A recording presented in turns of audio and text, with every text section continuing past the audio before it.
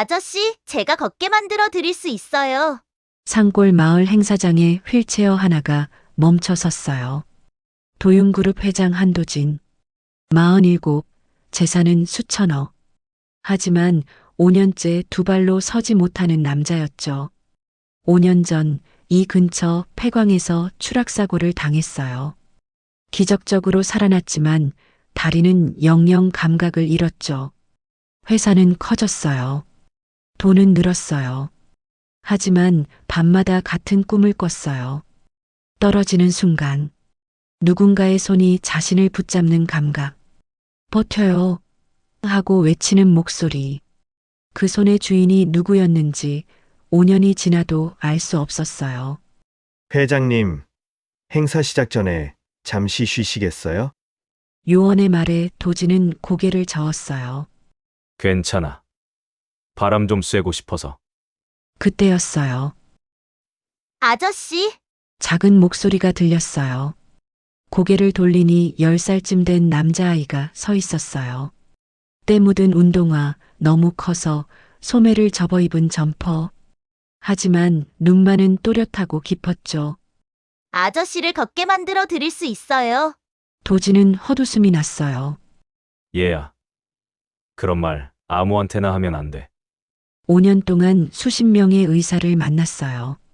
다들 같은 말을 했죠. 기적이 일어나지 않는 한 어렵습니다. 장난치지 마라. 네가 뭘 안다고. 그런데 아이는 물러서지 않았어요. 그날처럼요. 순간 도진의 심장이 멈칫했어요.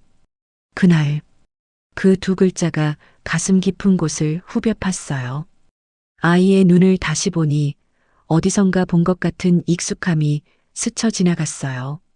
그 순간, 도진은 이상한 느낌을 받았어요. 발끝에서 뭔가 스치는 듯한 감각. 5년 동안 아무것도 느끼지 못했던 발이었어요. 그런데 지금 아주 미세하게 뭔가 느껴지는 것 같았어요. 뭐지? 착각인가 싶어서 다시 집중해 봤어요. 아무것도 없었어요. 그냥 기분 탓이겠지. 도지는 고개를 저었어요. 행사를 마치고 숙소로 돌아오는 차 안. 도지는 창밖을 보면서도 아무것도 보지 못했어요. 그 아이의 말만 머릿속에 맴돌았거든요. 그날처럼요. 그리고 아까 느꼈던 발끝의 감각. 정말 착각이었을까? 조수석의 요원이 조심스럽게 입을 열었어요. 회장님, 혹시 그때 사고 얘기 들으신 적 있으세요? 무슨 얘기? 마을 사람들 말로는요.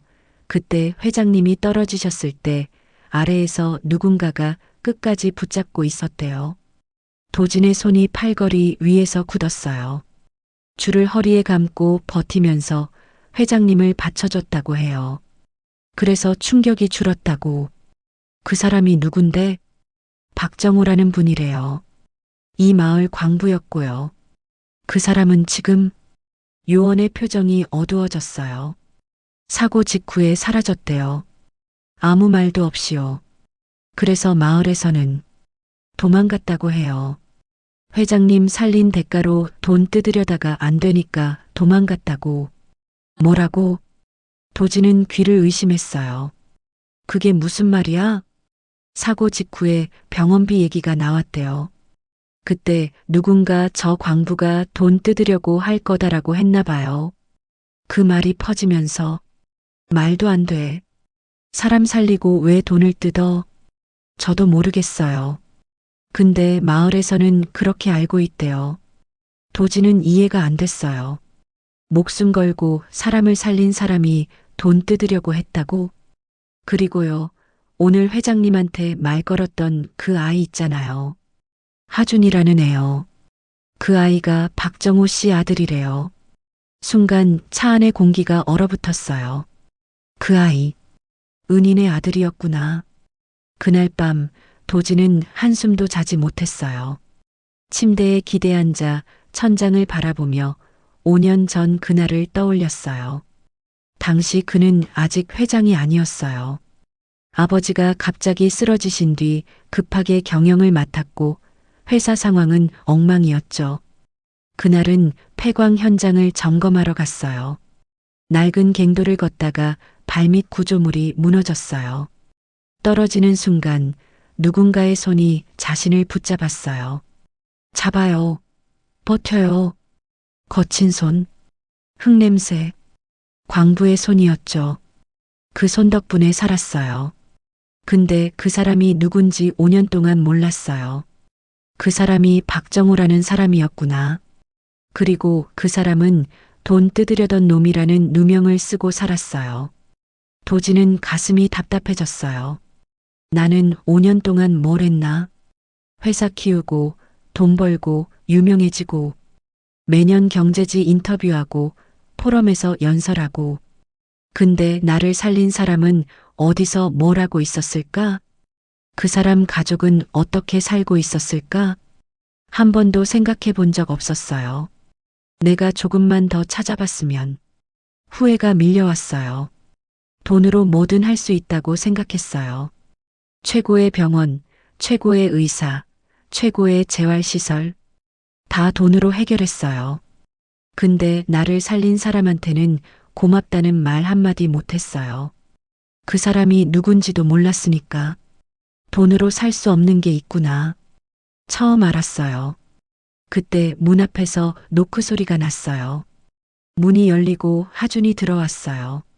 아저씨, 아까는 사람들이 많아서 제대로 말 못했어요.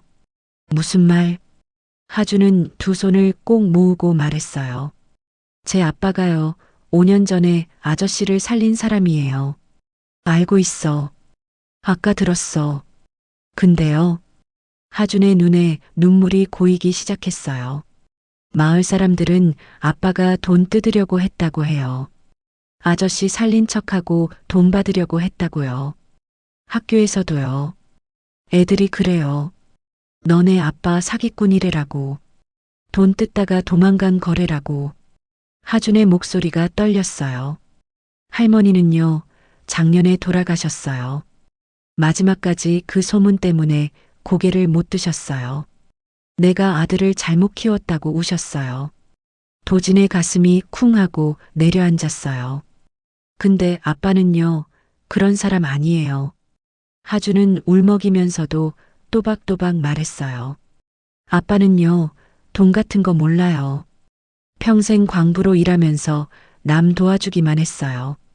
비 오면 남의 집 지붕부터 고쳐주고, 이웃집 애기 아프면 밤새 업어서 병원 데려다주고. 그런 아빠가 돈 뜯으려고 했다고요? 말도 안 돼요. 하준은 주머니에서 작은 상자를 꺼냈어요. 이거요, 아빠 외투에서 떨어진 단추예요. 그날 이후로 이것만 남았어요. 낡은 금속 단추였어요. 저는 봤어요. 그날 5살이었는데요. 아빠가 아저씨 붙잡고 있는 거 봤어요. 온몸에 힘주고 버텨요. 하면서요. 아저씨가 말해주세요. 아빠가 나쁜 사람 아니라고. 아저씨를 살린 사람이라고. 그러면 할머니 산소에 가서도 말할 수 있잖아요. 할머니, 아빠는 나쁜 사람 아니었어요. 라고. 도지는 가슴이 미어졌어요. 10살짜리 아이가 5년 동안 짊어지고 있었던 무게. 하준아. 네. 내가 직접 찾아볼게. 너희 아버지를. 같은 시각. 마을 뒷산 깊은 곳. 박정우는 동굴처럼 파인 바위 틈에 앉아 있었어요. 5년째 이곳에서 살고 있었죠. 낮에는 숨어 있고 밤에만 조금씩 움직였어요. 오늘도 해가 지자 산 아래로 내려왔어요. 마을이 보이는 언덕에서 멈춰섰죠. 저 멀리 작은 집에 불이 켜져 있었어요. 하준이가 사는 집이었죠. 오늘도 밥은 먹었을까? 입속으로 중얼거렸어요. 5년 동안 매일 이렇게 왔어요. 아들이 학교 가는 걸 멀리서 지켜보고 집에 불 켜지는 걸 확인하고 그러고는 돌아갔죠. 한 번도 가까이 가지 못했어요. 조금만 더 버티자. 조금만 더. 그렇게 5년을 버텼어요. 박정우는 처음부터 숨으려고 했던 게 아니었어요. 5년 전 그날. 그는 평소처럼 폐광에서 일하고 있었어요. 갑자기 위쪽에서 굉음이 났어요. 구조물이 무너지는 소리. 그리고 누군가 떨어지고 있었죠. 생각할 틈도 없이 몸이 움직였어요. 줄을 허리에 감고 아래로 내려갔어요. 떨어지는 사람을 붙잡았어요. 잡아요. 버텨요. 온몸에 힘을 줬어요. 팔이 빠질 것 같았어요. 줄이 살을 파고들었어요. 하지만 놓지 않았어요. 1시간. 구조대가 올 때까지 1시간을 버텼어요. 구조대가 도착하고 그 사람이 헬기로 실려갔어요. 박정우는 그제야 안도하며 바닥에 주저앉았어요. 살았다. 살렸다. 며칠 후 회사 사람들이 마을에 왔어요. 그때 회장님 구한 사람이 누구야? 마을 이장이 박정우를 가리켰어요. 저 사람이요. 박정우라고. 회사 사람들이 박정우를 찾아왔어요. 고맙습니다. 덕분에 회장님이 살았어요. 박정우는 손을 내저었어요. 아니에요. 당연히 해야 할 일을 한 거예요. 그래도 보답을 해야죠. 원하시는 거 있으세요? 아니요, 괜찮아요. 진짜로요. 박정우는 진심이었어요. 돈 같은 건 생각도 안 했어요. 사람이 떨어지는데 잡은 거예요. 그게 다였어요. 그런데 그 뒤로 이상한 소문이 돌기 시작했어요. 야, 저 광부 있잖아. 회장 살렸다고 돈 뜯으려고 한대. 진짜? 회사에서 보상해준다니까 엄청 큰 돈 불렀대. 헐, 그런 놈이었어? 박정우는 귀를 의심했어요. 그런 말 한 적 없었거든요. 오히려 괜찮아요라고 거절했는데 알고 보니 회사 누군가가 그런 소문을 퍼뜨린 거였어요. 보상금 줄 돈이 어딨어. 그냥 저 광부가 욕심부린 걸로 해. 그 말이 마을에 퍼졌어요. 박정우가 돈 뜯으려고 했대. 사람 살린 척하고 협박했대. 원래 그런 놈이었어. 박정우는 억울해서 미칠 것 같았어요. 난 그런 말 한 적 없어요. 아무리 해명해도 소용없었어요. 이미 소문은 마을 전체에 퍼진 뒤였어요. 사람들이 수군거렸어요. 저 집 앞으로 가지 마. 애들도 저 집 아이랑 놀지 마라. 하준이가 학교에서 맞고 왔어요. 코피를 흘리면서 터덜터덜 집에 들어왔죠. 아빠, 애들이 아빠 나쁜 사람이래. 돈 뜯으려고 했대. 5살짜리 아이가 눈물을 흘리고 있었어요. 박정우는 가슴이 찢어지는 것 같았어요. 하준아, 아빠 그런 사람 아니야. 알아. 근데 애들이 안 믿어. 아빠, 왜 그런 소문 나는 거야? 박정우는 대답하지 못했어요. 그날 밤 결심했어요. 내가 여기 있으면 이 아이한테 해가 된다. 사라지자. 내가 없어지면 소문도 잦아들 거야. 그러면 하준이가 덜 힘들 거야. 짐도 안 쌌어요. 외투 하나만 걸치고 집을 나섰어요. 문 앞에서 잠든 아들을 한참 바라봤어요. 미안하다. 아빠가 미안하다. 그리고 산으로 올라갔어요. 처음엔 며칠만 숨어 있으려고 했어요. 소문 잦아들면 돌아가려고 했죠. 그런데 소문은 더 심해졌어요. 박정우 도망갔대. 역시 뭔가 찔리니까 도망간 거지. 그 새끼 잡아야 돼. 돌아갈 수 없게 됐어요. 돌아가면 아들한테 더 큰 해가 될 것 같았어요. 도망자 아빠가 잡혀온 꼴이 되니까요. 그래서 계속 숨었어요. 산속에서 혼자 살았어요. 풀뿌리 캐먹고 계곡물 마시고 동굴에서 잤어요. 힘들었어요. 배고팠어요. 추웠어요. 하지만 제일 힘든 건 그게 아니었어요. 아들을 볼 수 없는 게 제일 힘들었어요. 첫 번째 겨울이 왔어요. 산속 겨울은 상상 이상으로 혹독했어요. 바람이 살을 애는 것 같았어요. 동굴 안에 있어도 추위가 파고들었어요. 박정우는 낙엽을 긁어 모아 몸을 덮었어요. 그래도 추웠어요. 밤새 이를 떨었어요. 손발이 얼어붙는 것 같았어요. 이러다 죽겠다. 그 생각이 들었어요. 그런데 이상하게 무섭지 않았어요. 죽으면 편해지겠지. 그 생각이 스쳤어요. 그때 하준이 얼굴이 떠올랐어요. 학교에서 맞고 오던 얼굴. 아빠, 왜 그런 소문 나는 거야? 하던 목소리. 내가 죽으면 하준이는 어떡해? 아빠가 도망간 것도 서러운데. 아빠가 산에서 얼어 죽었다는 소문까지 나면 그 아이는 평생 그 짐을 지고 살아야 해. 안 돼. 죽으면 안 돼. 박정우는 이를 악물었어요. 이 겨울만 넘기자. 이 겨울만. 온몸을 웅크리고 버텼어요. 하준이 생각하면서 아빠가 버틸게. 아빠가 꼭 버틸게. 박정우는 매일 새벽산 아래로 내려왔어요. 마을이 보이는 언덕. 거기서 아들을 지켜봤어요. 하준이가 학교 가는 모습, 집에 들어가는 모습, 혼자 밥 먹는 모습, 다 봤어요. 어느 날은 하준이가 맞고 들어오는 걸 봤어요. 코피를 흘리면서 터덜터덜 걸어가고 있었죠. 뛰어나가고 싶었어요. 누가 그랬어? 하고 소리치고 싶었어요. 하지만 나무 뒤에 숨어서 주먹만 꽉 쥐었어요. 미안하다. 아빠가 미안하다. 눈물이 멈추지 않았어요. 어느 날, 하준이가 며칠째 학교에 안 가는 게 보였어요. 박정우는 불안해졌어요. 왜 안 가지? 무슨 일 있나? 그날 밤 몰래 집 근처까지 갔어요. 창문으로 안을 봤어요. 하준이가 누워 있었어요. 이불을 뒤집어 쓰고 떨고 있었어요. 아프구나.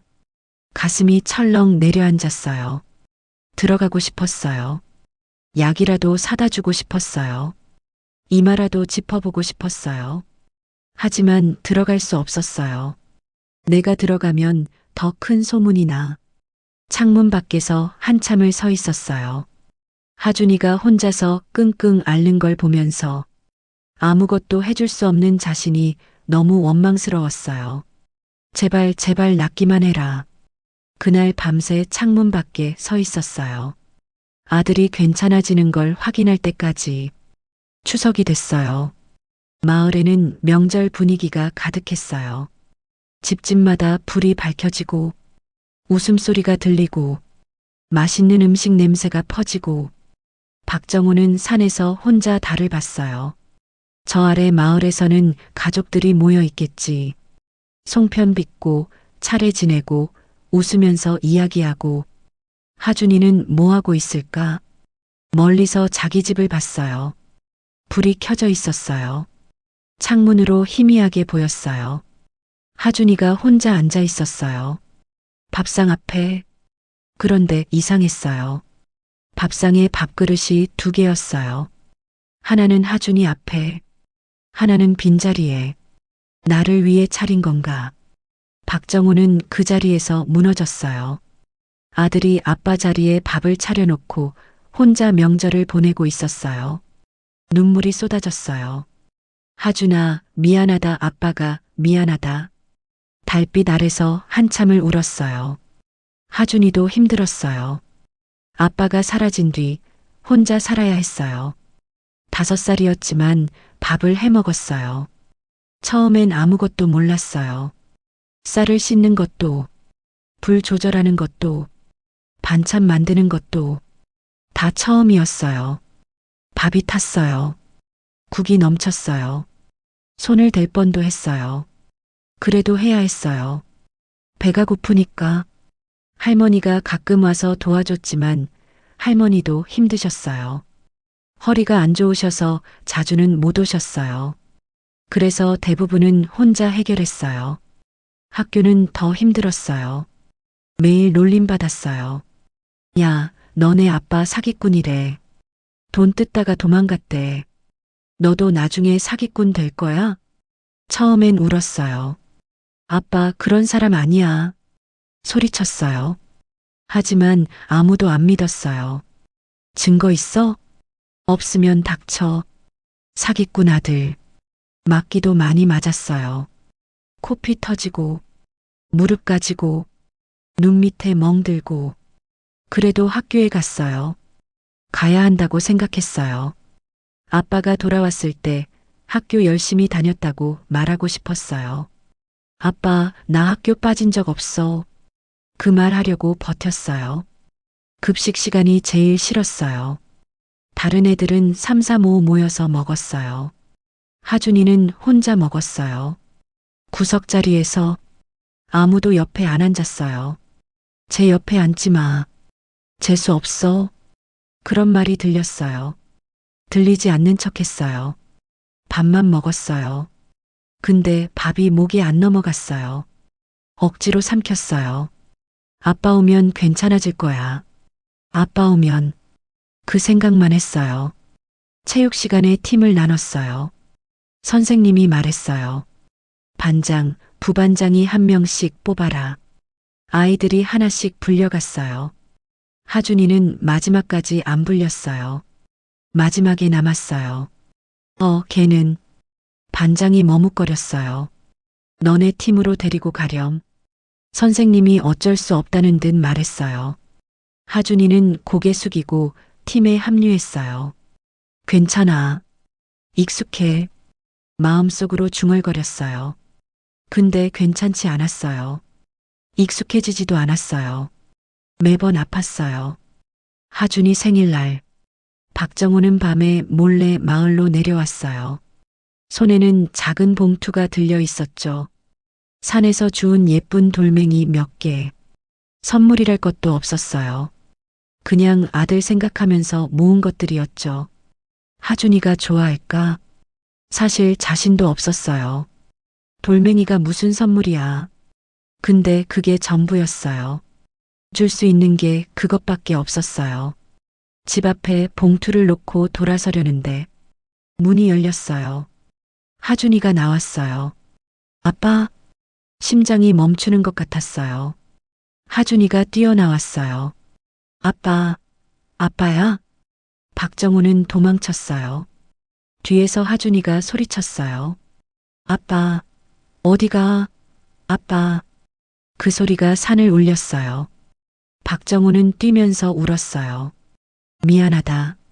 아직은 안 돼. 아직은.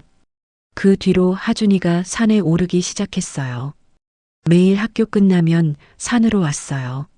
아빠, 아빠 어디 있어? 목이 쉬도록 불렀어요. 박정우는 숨어서 그 모습을 지켜봤어요. 가슴이 찢어지는 것 같았어요. 나가고 싶었어요. 안아주고 싶었어요. 아빠 여기 있어 하고 말하고 싶었어요. 하지만 참았어요. 조금만 더 버티면 소문이 잦아들 거야. 그렇게 1년이 지났어요. 2년이 지났어요. 3년이 지났어요. 소문은 잦아들지 않았어요. 오히려 굳어졌어요. 박정우는 돈 뜯으려다 도망간 놈. 그게 마을의 정설이 됐어요. 4년째 되던 해, 어머니가 편찮으시다는 소문을 들었어요. 박정우는 밤에 몰래 어머니 집 앞에 갔어요. 창문으로 안이 보였어요. 어머니가 누워 계셨어요. 많이 여위셨어요. 옆에 하준이가 앉아 있었어요. 할머니, 아빠 곧 올 거야. 내가 찾을 거야. 하준아. 어머니가 힘겹게 말씀하셨어요. 아빠 원망하지 마라. 뭔가 사정이 있었을 거야. 할머니, 아빠 나쁜 사람 아니야. 진짜야. 그래. 그랬으면 좋겠구나. 어머니의 목소리에 힘이 없었어요. 박정우는 창문 밖에서 무릎을 꿇었어요. 들어가고 싶었어요. 어머니, 저예요 하고 말하고 싶었어요. 하지만 들어갈 수 없었어요. 들어가면 어머니한테 더 큰 충격이 될 것 같았어요. 도망간 아들이 왔다는 소문이 더 퍼질 것 같았어요. 그래서 밖에서 절만했어요. 어머니, 죄송합니다. 불효자식 죄송합니다. 눈물이 흙 위에 떨어졌어요. 한 달 후, 어머니가 돌아가셨어요. 장례식에 갈 수 없었어요. 멀리서 지켜봤어요. 조문객들이 말하는 게 들렸어요. 불쌍해. 아들이 돈 뜯으려다 도망가서 얼마나 마음고생 하셨겠어. 그러게. 죽기 전에 아들 얼굴도 못 보고 저 손자 불쌍하다. 사기꾼 아빠 밑에서 박정우는 산 위에서 엎드려 울었어요. 어머니 죄송합니다. 죄송합니다. 하늘이 무너지는 것 같았어요. 어머니는 끝까지 자신을 부끄러워하며 돌아가셨어요. 어머니, 저 그런 사람 아니에요. 사람 살리려고 그랬던 거예요. 그 말을 한 번도 못했어요. 그게 평생 한이 될 것 같았어요. 하준이는 할머니 돌아가신 뒤 완전히 혼자가 됐어요. 이제 진짜로 혼자였어요. 아침에 혼자 일어나고, 혼자 밥 먹고, 혼자 학교 가고, 혼자 집에 오고, 혼자 잠들었어요. 무서웠어요. 밤에 바람 소리만 나도 무서웠어요. 혼자 있는 게 너무 무서웠어요. 첫날 밤, 하준이는 잠을 못 잤어요. 불을 다 켜놓았어요. 방도, 거실도, 부엌도. 그래도 무서웠어요. 아빠 외투를 꺼냈어요. 옷장에 걸어뒀던 거예요. 외투를 껴안고 이불 속에 들어갔어요. 아빠 냄새가 났어요. 희미하지만 분명히. 아빠, 울었어요. 아빠, 보고 싶어. 아빠, 어디 있어? 밤새 울었어요. 외투를 껴안고. 하지만 울지 않으려고 했어요. 아빠 찾으면 괜찮아질 거야. 아빠 찾으면. 그 생각만 하면서 버텼어요. 학교 끝나면 산에 갔어요. 매일 갔어요. 아빠, 아빠 어디 있어? 아무리 불러도 대답이 없었어요. 근데 포기 안 했어요. 아빠는 어딘가에 있어. 분명히 있어. 그 믿음 하나로 5년을 버텼어요. 박정우는 그 뒤로 더 깊이 숨었어요. 살고 싶지 않았어요. 하지만 죽을 수도 없었어요. 하준이가 있었으니까요.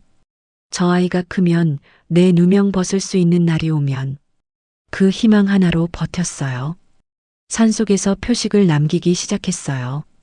바위에 화살표를 새겼어요. 나무에 표시를 했어요. 혹시 하준이가 찾아오면 길 잃지 않게. 혹시 자신한테 올 수 있게. 언젠간 만날 수 있을 거야. 그 희망 하나로 5년을 버텼어요.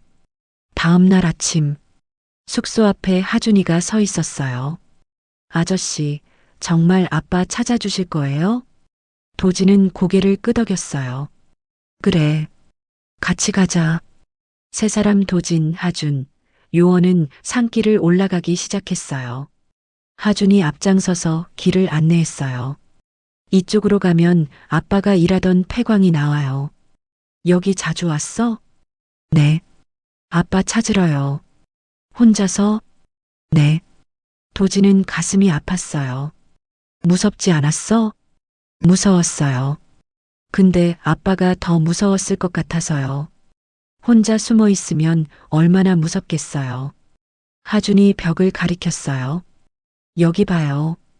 표시가 있어요. 바위에 화살표가 새겨져 있었어요. 이게 뭐야? 아빠가 남긴 거예요.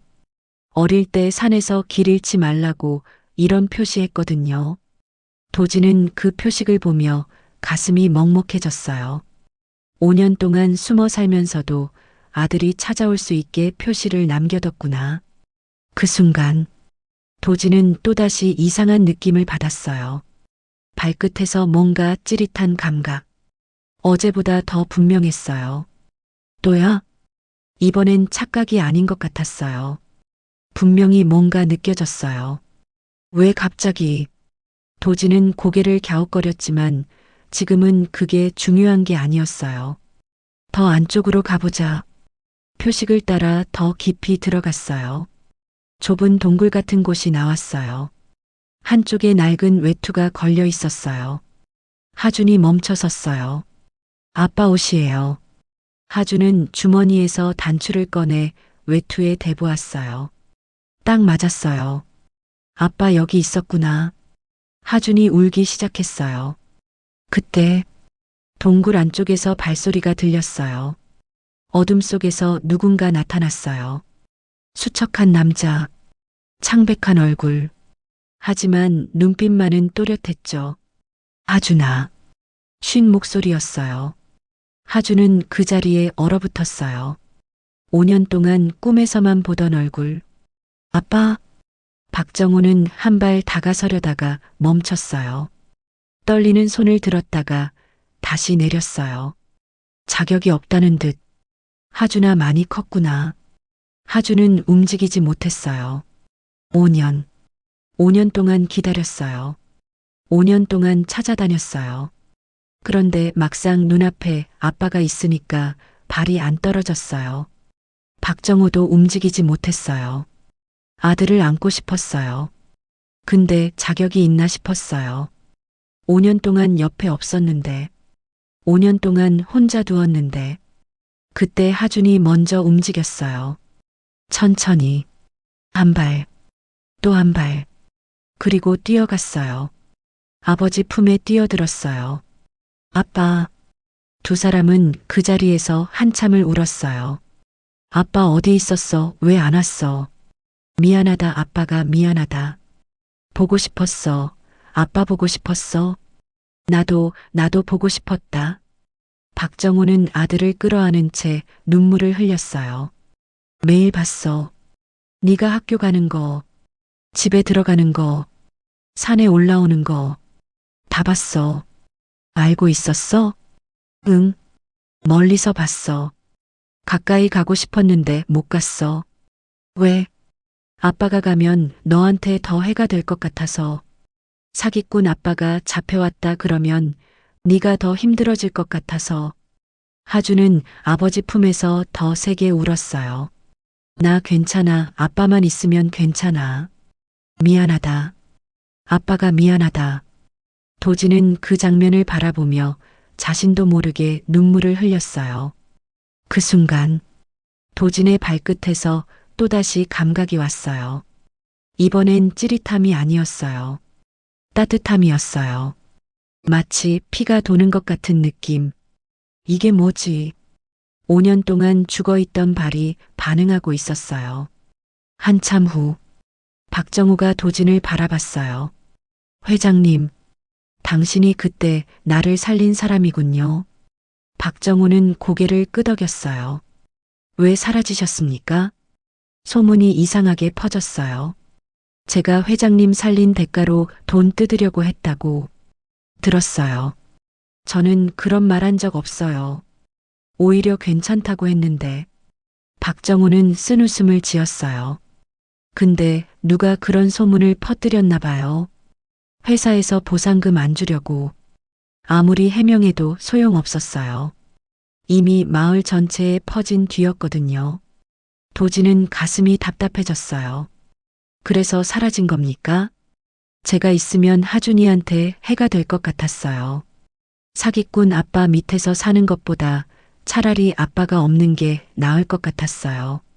근데 틀렸어요. 제가 없으니까 하준이가 더 힘들었어요. 박정우는 아들을 바라봤어요. 혼자 밥 해 먹고, 혼자 학교 가고, 혼자 맞고 오고. 내가 옆에 있었으면 그러지 않았을 텐데. 아빠 잘못 아니야. 하준이 말했어요. 아빠는 나 지키려고 그랬잖아. 나 알아. 박정우는 아들을 다시 끌어안았어요. 고맙다. 아빠 믿어줘서 고맙다. 도진은 한참을 말없이 바라보다가 입을 열었어요. 죄송합니다. 예. 당신 때문에 제가 살았는데 저는 5년 동안 몰랐어요. 당신이 이렇게 살고 있는 것도 몰랐고. 그건 회장님 잘못이 아니에요. 아니에요. 도진은 고개를 저었어요. 제가 조금만 더 찾아봤으면 됐어요. 나를 살린 사람이 누구지? 한 번만 물어봤으면 됐어요. 근데 저는 한 번도 안 물어봤어요. 그냥 운이 좋았나 보다 하고 넘어갔어요. 도진의 목소리가 떨렸어요. 저는 5년 동안 회사 키우고 돈 벌고 유명해졌어요. 근데 저를 살린 사람은 산속에서 풀뿌리 캐먹고 있었어요. 당신 아들은 학교에서 맞고 다녔고 당신 어머니는 아들 부끄러워하면서 돌아가셨어요. 도지는 눈물을 훔쳤어요. 그게 다 제가 무관심했기 때문이에요. 정말 죄송합니다. 박정호는 한참 말이 없었어요. 그러다 천천히 입을 열었어요. 회장님, 저는 회장님 원망한 적 없어요. 회장님이 살았다는 소식 들었을 때 진짜 기뻤어요. 아, 살렸구나. 내가 살렸구나. 그 생각뿐이었어요. 박정호는 웃었어요. 그것만으로 충분했어요. 도지는 그 말에 더 울컥했어요.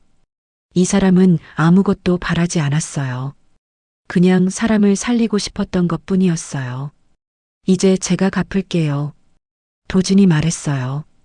당신이 나쁜 사람이 아니라는 걸 세상에 알릴게요. 그게 제가 할 수 있는 최소한의 빚갚음이에요. 며칠 후 마을 회관 앞에 사람들이 모였어요. 도윤그룹 회장이 직접 왔다는 소문에 주민들이 모여들었죠. 도지는 마이크를 잡았어요. 오늘 여러분께 드릴 말씀이 있어서 왔습니다. 사람들이 조용해졌어요. 5년 전 저는 이 마을 근처 폐광에서 사고를 당했습니다. 30m 아래로 추락했어요. 그때 저는 죽었어야 했어요. 그 높이에서 살아남는 건 불가능하니까요. 하지만 살았습니다. 누군가가 저를 살렸거든요. 도지는 숨을 고르고 말했어요. 그 사람은 자기 목숨이 위험한 상황에서도 줄을 허리에 감고 1시간 넘게 저를 붙잡고 버텼습니다. 주민들 사이로 술렁임이 퍼졌어요.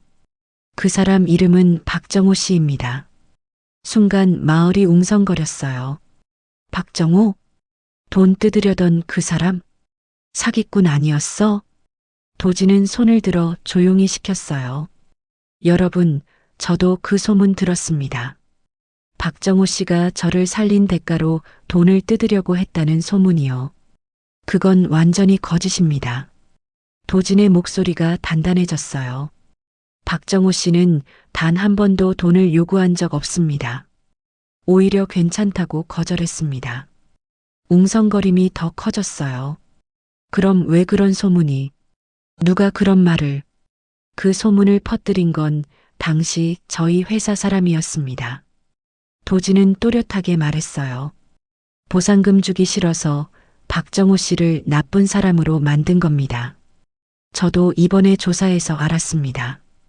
그 담당자는 이미 해고됐고 법적 책임을 묻고 있습니다. 마을 사람들 사이로 충격의 탄성이 터져 나왔어요. 그럼 정호가 억울하게 5년 동안 누명을. 그렇습니다. 도지는 고개를 끄덕였어요. 박정호 씨는 5년 동안 억울한 누명을 쓰고 살았습니다. 그 때문에 가족과 떨어져서 어머니 임종도 못 지키고 아들 옆에도 없었습니다. 마을이 조용해졌어요. 도지는 계속 말했어요. 오늘 저는 공식적으로 말씀드립니다.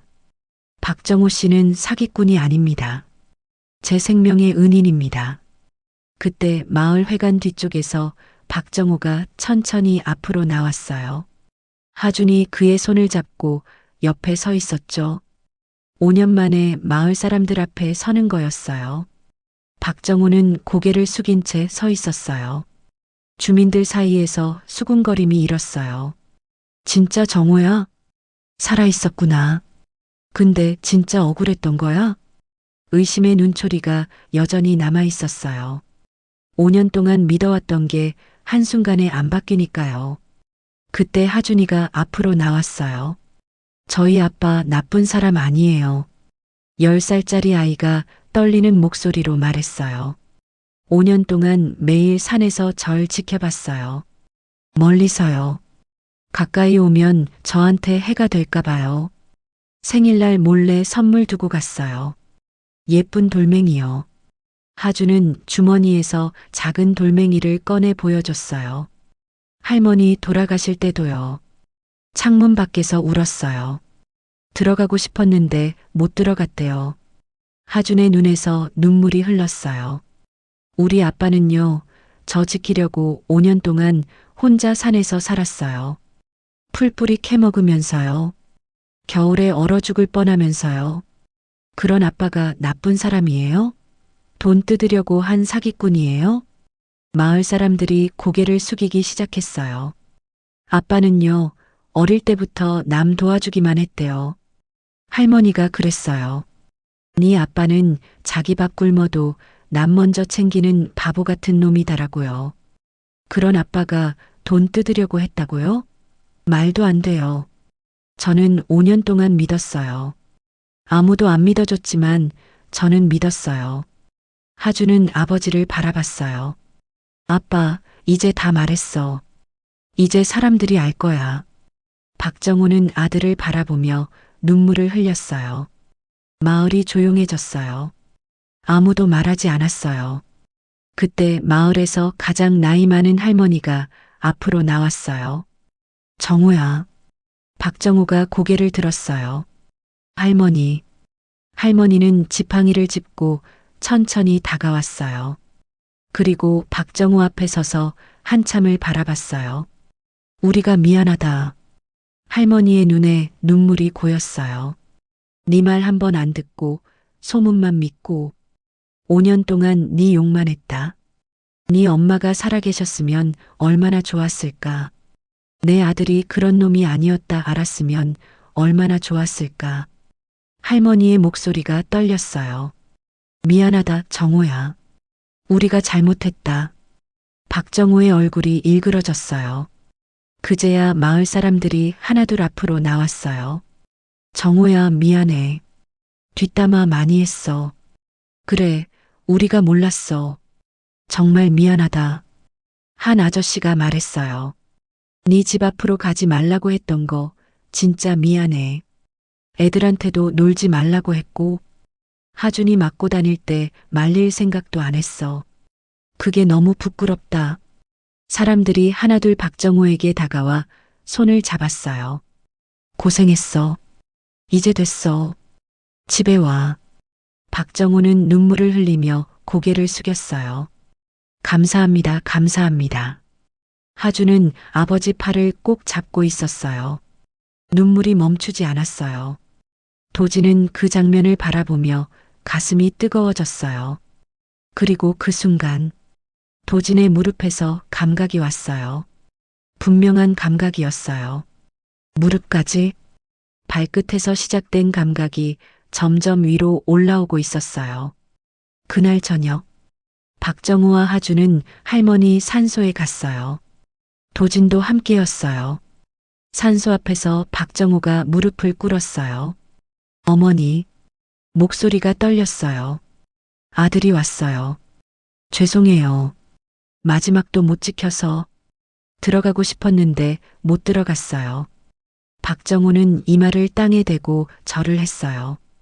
어머니가 돌아가실 때까지 저를 부끄러워하셨죠.